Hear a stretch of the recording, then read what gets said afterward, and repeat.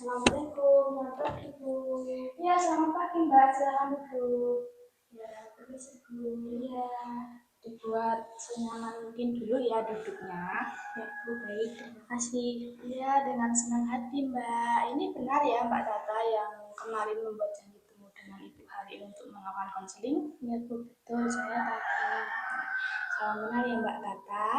Tadi perjalanannya ke sini gimana? Alhamdulillah lancar Bu, tidak ada kendala.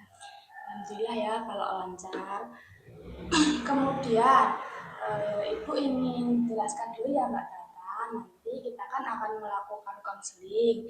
Jadi di konseling ini nanti Mbak Tata bebas mengekspresikan apapun yang ingin Mbak Tata ceritakan kepada Ibu. Mbak Tata tidak perlu takut, tidak perlu khawatir, karena hanya Ibu, Mbak Tata, dan Tuhan yang tahu mengenai apa yang kita bicarakan pada pagi hari ini. Baik Bu, saya bisa mengerti. Baik, kemudian kita sepakati dulu ya Mbak bahwa konseling ini nanti sekitar 30 sampai 45 menit. Baik Bu. Baik. Kemudian gimana kabarnya Mbak Tata kondisi saat ini? Alhamdulillah saya baik Bu, tapi akhir-akhir ini saya merasa tertekan Bu karena saya sulit mengatur waktu karena banyak kegiatan. Soalnya saya ikut organisasi OSIS, kemudian kan banyak tugas yang menumpuk ya Bu, jadi itu saya kewalahan untuk mengerjakan tugasnya.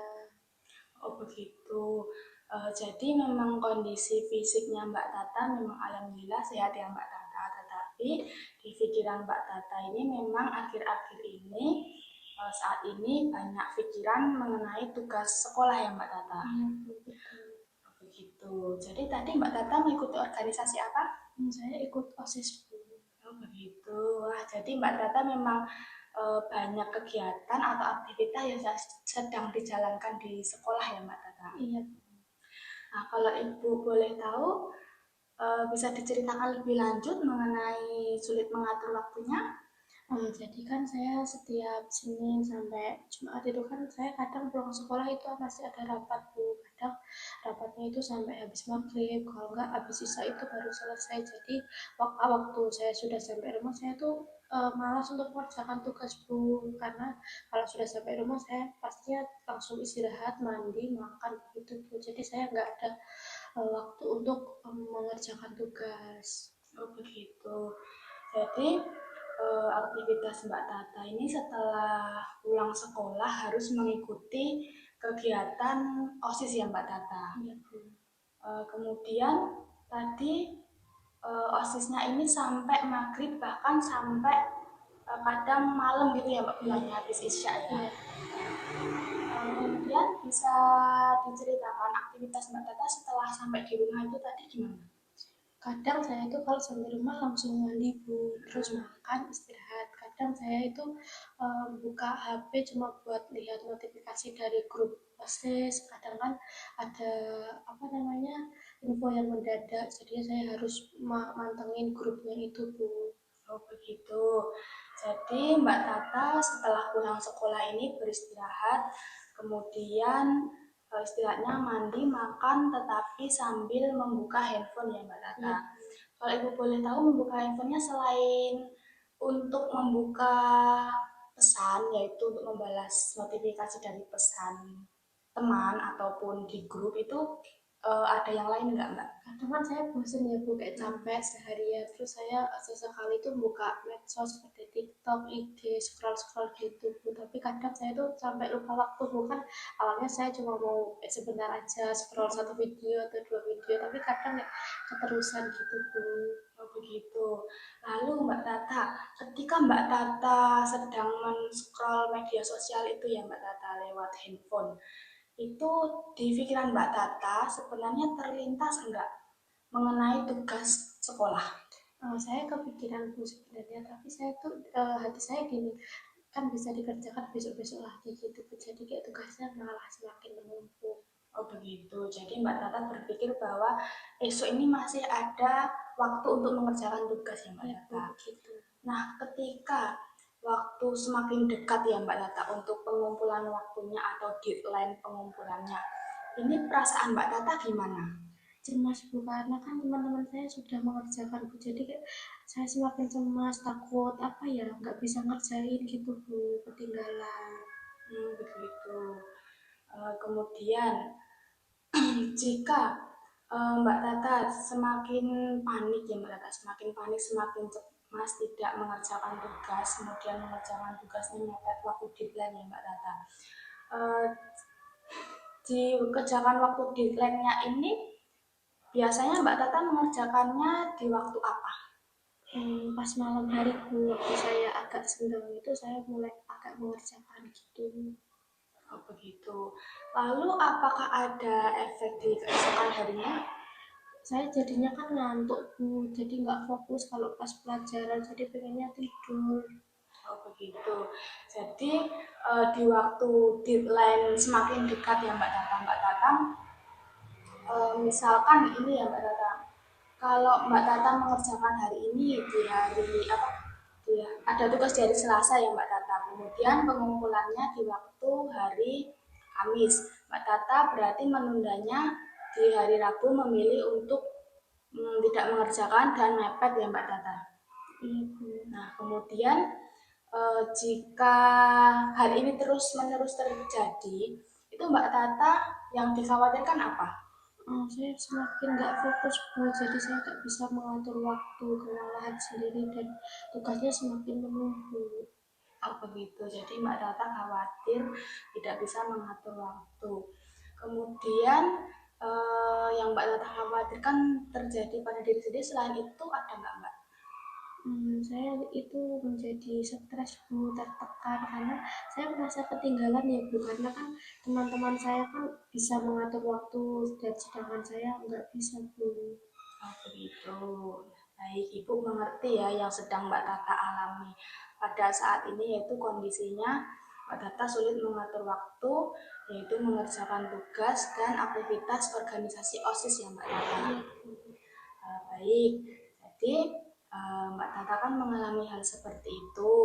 Kemudian Mbak Tata di waktu batas pengumpulannya Mbak Tata semakin panik, kemudian memilih untuk mengerjakan tugasnya di malam hari, yaitu mepet deadline ya ibaratnya ya Mbak. Iya Bu, gitu. Itu gambarnya.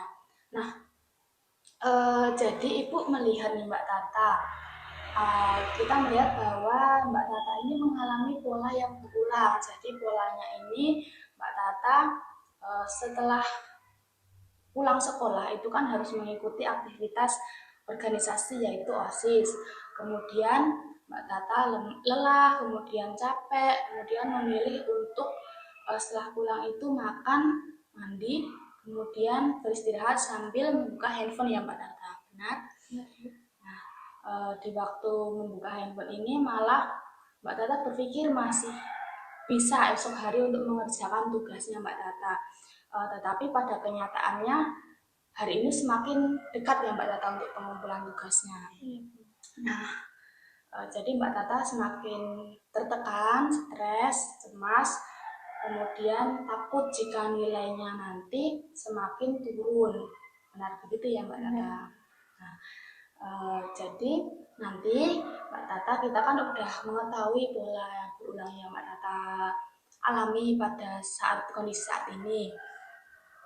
Kemudian nanti apakah Mbak Tata berkenan untuk melakukan teknik ataupun cara yang berbeda sehingga bisa diterapkan atau dilakukan Mbak Tata di nantinya, yaitu setelah pulang ini ya Mbak Tata, setelah pulang konseling, agar Mbak Tata bisa mengatur waktunya lebih baik lagi. Iya Bu, bersedia. Jadi Mbak Tata berkenan ya.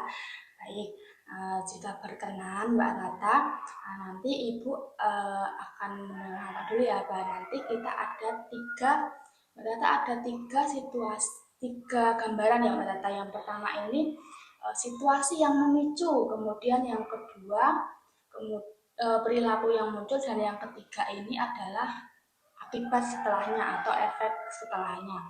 Nah, kemudian dari yang pertama dulu, situasi yang memicu ini benar apakah situasinya ini semenjak Mbak Tata ini pulang sekolah, dimulai dari pulang sekolah ya Mbak Tata. Kemudian Mbak Tata menjalani aktivitas organisasinya dengan rasa lelah dan capek, benar begitu? Iya, betul. Awalnya seperti itu. Nah, baik. Kemudian setelah sampai di rumah, Mbak Tata beristirahat, tetapi Mbak Tata memilih untuk menghilangkan penatnya ini dengan membuka handphone. Ya, bisa sekali sambil scroll medsos seperti itu, Bu. Nah, baik. Nah, kemudian Mbak Tata sebenarnya terfikirkan oleh tugas di sekolah. Iya, sebenarnya saya kepikiran tentang tugas, tapi kadang saya merasa kayak masih aman, masih ada hari esok-esok lagi gitu, Bu. Oke, baik. Nah, sebenarnya Mbak Tata terfikirkan oleh tugas sekolah, tetapi Mbak Tata memilih untuk menundanya. Nah, itu termasuk perilaku yang kedua, yaitu perilaku yang muncul, yaitu menunda mengerjakan tugas. Kemudian efeknya atau akibat setelahnya nih Mbak Tata. Setelah menunda tugas ini, Mbak Tata merasa seperti apa? Merasa stres, tertekan, Bu. Jadi saya kayak tidur itu nggak nyenyak, terus kadang Pak di sekolah itu jadi nggak semangat buat mengikuti pelajaran. Begitu. Jadi akibatnya yaitu Mbak Tata merasa ngantuk, terus lemas, tidak semangat di sekolah ya Mbak Tata. Kemudian jika kejadian ini terus berlanjut, Mbak Tata akan merasa lebih tertekan, betul begitu ya Mbak Tata? Ya, Bu. Baik. Nah, itu tadi kan gambarannya Mbak Tata. Kemudian Ibu ingin tahu jika kondisi ini Mbak Tata nantinya lebih baik, Mbak Tata mempunyai keinginan seperti apa? Saya ingin self reward book seperti nonton film atau jalan-jalan bersama teman di akhir pekan gitu, Bu. Begitu. Kemudian tujuan yang ingin dicapai Mbak Tata? Ingin merubah pola yang sebelumnya tidak baik saat menunda tugas menjadi lebih baik seperti itu, Bu. Baik, jadi Mbak Tata memiliki tujuan yang dicapai pada konseling hari ini, yaitu mengatur waktu lebih baik, kemudian tidak menunda-nunda tugas lagi ya Mbak Tata. Jadi intinya Mbak Tata ingin memanajemen waktu lebih baik lagi ya Mbak Tata. Ya, betul. Baik, kemudian ini Ibu kan mempunyai kontrak perilaku Mbak Tata, lembar kontrak perilaku. Di sini nanti Mbak Tata bisa tuliskan, yaitu Mbak Tata nama saya, kemudian pada tanggal hari ini menyatakan bahwa saya setuju untuk melakukan hal di bawah ini, kemudian usaha yang berhasil, kemudian bila saya telah berhasil maka saya akan melakukan apa, kemudian jika tidak maka gimana. Nah, sebelum itu Mbak Tata, Ibu ingin bertanya dulu, apa saya setuju untuk melakukan hal di bawah ini, yaitu Mbak Tata ya melakukan hal-hal apa untuk memanajemen waktunya ini seperti apa? Saya akan mencoba, kan pulang sekolah itu saya memberi space waktu untuk sedikit demi sedikit mengerjakan tugas dulu. Jadinya pas hari pengumpulan saya tidak terlalu menumpuk tugasnya gitu. Baik. Nah, kemudian Mbak Tata tadi kan mengatakan bahwa handphone ini kan eh, setelah pulang ini kan handphone selalu dipegang ya Mbak Tata, scroll media sosial ataupun membalas notifikasi pesan. Untuk handphonenya gimana Mbak Tata yang Mbak Tata ingin lakukan? Mungkin saya akan meletakkan di luar jangkauan dulu, jadinya saya nggak buka HP, jadi saya fokus untuk mengerjakan tugas-tugasnya. Baik, jadi Mbak Tata ingin menjauhkan handphone dulu ya dari meja belajar Mbak Tata ya ibaratnya. Nah, baik. Eh, kemudian rewardnya atau ini kan di lembar kontrak perilaku ini kan ada reward dan punishment. Reward ini kan sebuah penghargaan. Nanti jika kontrak ini berjalan dengan baik, yaitu selama beberapa waktu ke depan, nanti Mbak Tata ingin reward kepada diri sendiri seperti apa? Saya ingin membuat diri saya sendiri, mungkin di akhir pekan nanti saya menonton film bersama teman-teman atau jajan di luar gitu, Bu. Oke, baik. Kemudian jika misalnya ya Mbak, jika Mbak Tata tidak bisa untuk uh, menepati kontrak perilaku yang telah Mbak Tata lakukan pada konseling hari ini, Mbak Tata melakukan punishment apa atau hukuman apa? Kan tadinya saya berjanji sama diri sendiri untuk meluangkan waktu 30 menit untuk belajar ya Bu, untuk mengerjakan tugas tadi. Mungkin saya akan memberi hukuman pada diri saya sendiri 1 jam untuk mengerjakan tugas gitu Bu. Oke, baik. Jadi Mbak Tata ingin mencobanya nanti mengerjakan tugas demi sedikit ini 30 menit ya Mbak Tata. Jika Mbak Tata tidak bisa melakukannya, Mbak Tata akan mendapatkan hukuman untuk diri sendiri, yaitu memperpanjang durasi belajarnya ya Mbak Tata menjadi 60 menit ya Mbak Tata. Nah, baik, Ibu cukup mengapresiasi apa yang Mbak Tata ingin lakukan, yaitu nanti kedepannya penghargaan ataupun punishment-nya. Setelah ini silakan Mbak Tata tuliskan dulu.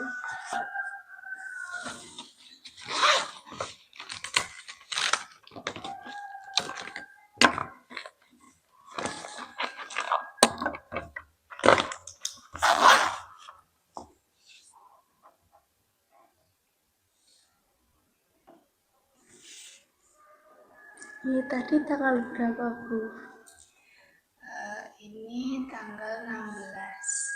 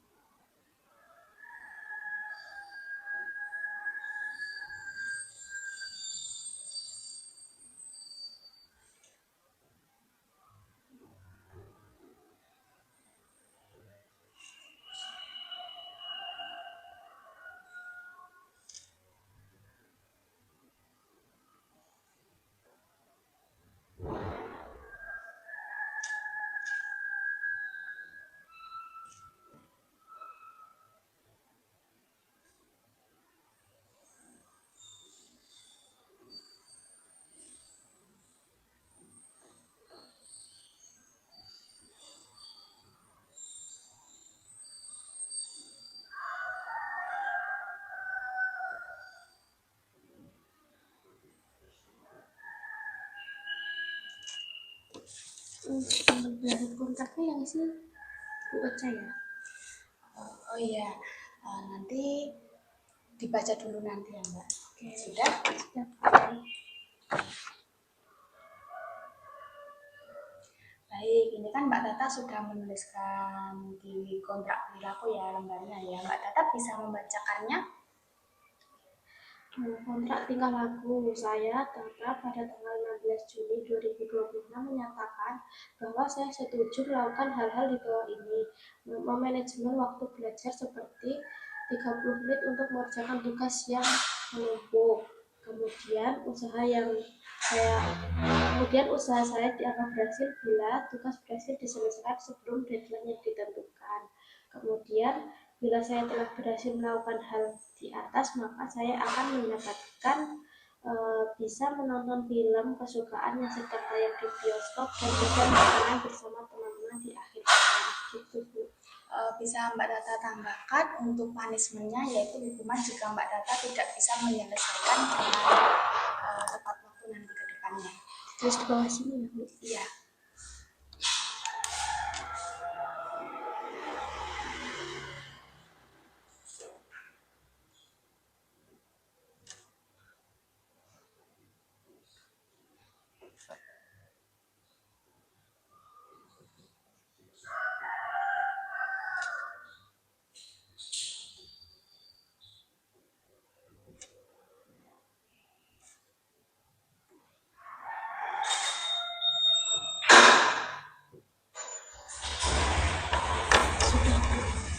Boleh dilihat dulu?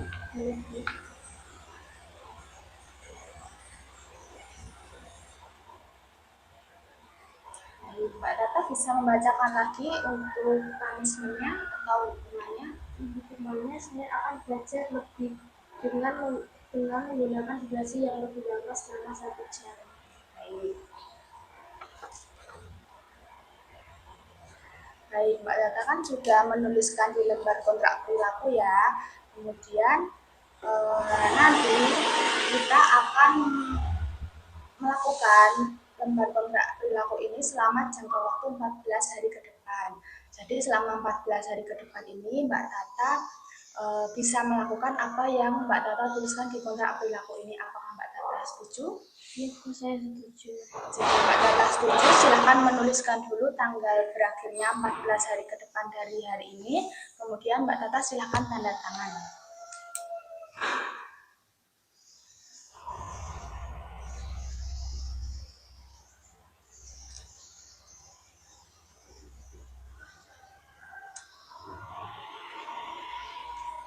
Baik, sekarang Ibu yang tanda tangan ya.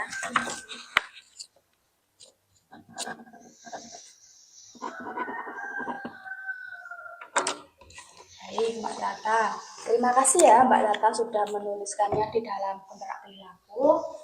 Nantinya kontrak perilaku ini sebagai acuan Mbak Tata atau gambaran yang lebih jelas lagi ke depannya, sehingga Mbak Tata ingat bahwa Mbak Tata harus memanajemen waktu seperti yang dijelaskan di dalam kontrak perilaku ini selama beberapa waktu ke depan, yaitu 14 hari ke depan dari hari ini ya Mbak Tata. Kemudian nanti Mbak Tata jika berhasil, Mbak Tata bisa melakukan reward atau penghargaan yang telah dituliskan, tetapi jika tidak, nanti Mbak Tata harus melakukan punishment ataupun hukuman yang Mbak Tata tuliskan sendiri. Apakah Mbak Tata setuju atau sepakat dengan apa yang kita bicarakan di sesi konseling ini? Nah, saya sepakat dengan apa yang sudah saya tulis di kontrak perilaku. Oke, baik. Jadi Mbak Tata bisa mencobanya dengan perlahan-lahan dulu ya Mbak Tata. Tadi kan Mbak Tata mengatakan bahwa Mbak Tata akan memulainya belajar yaitu mengerjakan tugas 30 menit ya Mbak Tata. Kalau Ibu boleh tahu Mbak Tata ingin melakukannya ini mulai 30 menit ini dari jam berapa? Dari mungkin setelah bisa Bu sampai jam 8.